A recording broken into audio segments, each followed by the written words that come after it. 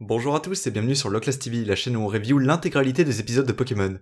Parce que t'as Loclass ou t'as pas Loclass.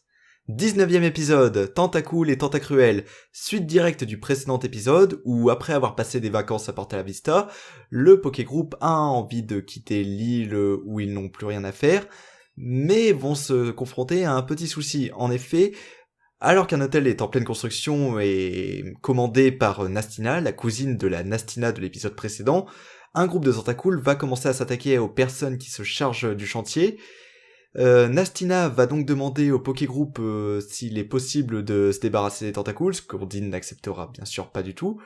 Elle va commencer à proposer une somme d'argent pour se débarrasser des Tentacools, la Team Rocket va accepter, et suite à un concours de circonstances va faire évoluer l'un des Tentacools en un Tentacruel anormalement grand, et à partir de là, on a une histoire de monstres avec les Tentacools et Tentacruel qui attaquent Porta Vista, et les héros qui essayent de l'en empêcher. Alors du coup, il vaut quoi cet épisode ? Ben... On pourrait le mettre du côté des bons épisodes de Pokémon sur le papier, mais comme c'est du Pokémon, c'est pas super bien développé.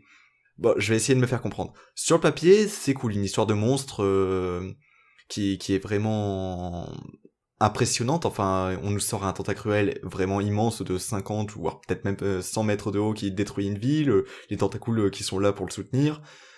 On a une bonne montée dramatique à plusieurs passages, que ce soit la première apparition des tentacules de dos en noir qu'on voit pas très bien, Hippotrampe qui essaye de prévenir les héros, les tentacules qui attaquent le bateau de la Team Rocket. Tout ça, c'est plutôt bien fichu, mais après, résolution assez basique, développement super basique, un petit discours à la fin, un peu, oui, on a compris nos erreurs, tout ça.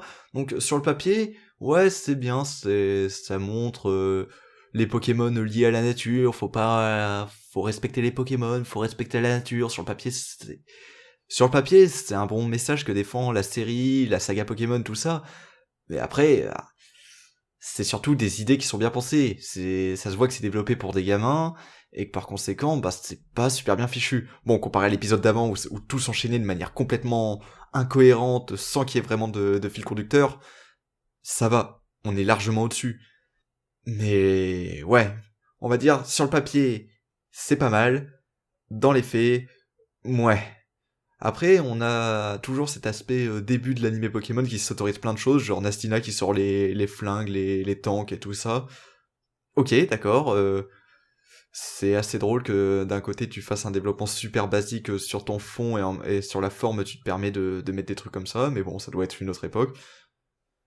Et voilà, épisode, bah j'ai plutôt aimé, sur le papier. Après dans les faits, ouais, ça aurait pu être tellement mieux, ça aurait pu être tellement mieux. Voilà. Allez, à la prochaine.